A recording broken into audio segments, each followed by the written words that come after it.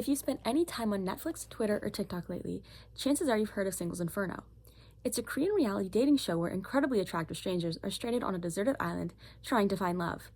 On paper, Singles Inferno sounds like every other dating show. Hot people, a tropical island, romantic competition. But in practice, it feels completely different from Western dating shows like Love Island or Too Hot to Handle.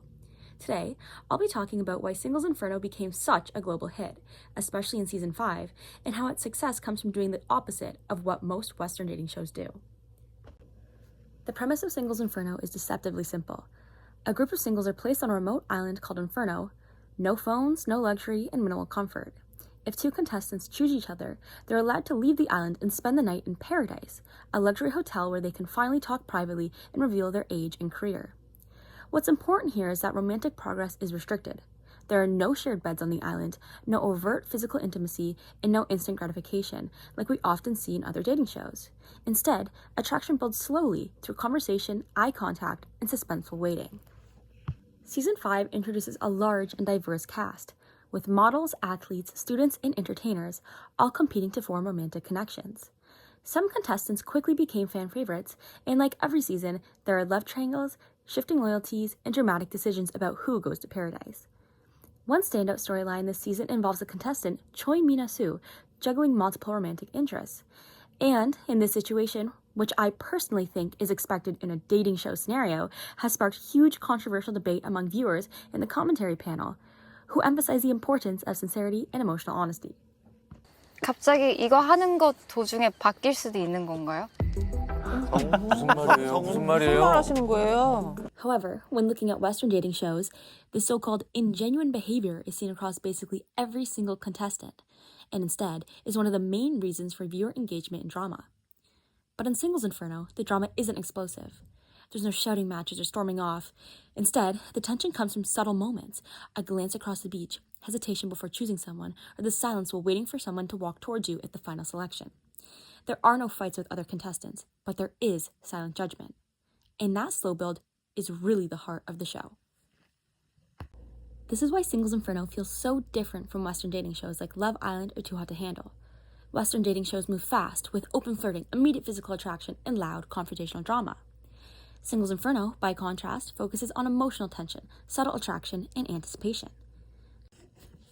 Contestants spend days just talking, observing, and quietly figuring out how they feel. Even something as small as who sits next to whom at dinner can feel dramatic because the suspense is built so carefully. Instead of chaos and instant hookups, it feels like you're watching a romantic drama unfold in real time. And honestly, that slower pace is exactly why viewers like me find it so addictive. 싫어. 김민지 씨를 선택한 남자는 김민지 씨 앞으로가 서주시기 바랍니다.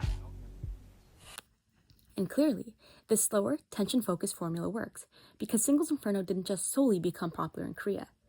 Get it? Solely? It exploded internationally. The very first season spent 3 consecutive weeks in Netflix's global top 10, which is incredibly rare for a non-English reality dating show. And Season 5 has only amplified that momentum. It reached number 2 on Netflix's global top 10 non-English TV chart, pulling in 3.9 million views and over 37 million hours watched in just 1 week. And for a dating show, those numbers are huge. The show's impact also goes beyond streaming numbers. Contestants often gain hundreds of thousands of followers within weeks of appearing on the show, leading to brand deals, modeling gigs, and acting roles. So, Singles Inferno doesn't just create couples, it creates cultural moments, and in many cases, full-blown influencers.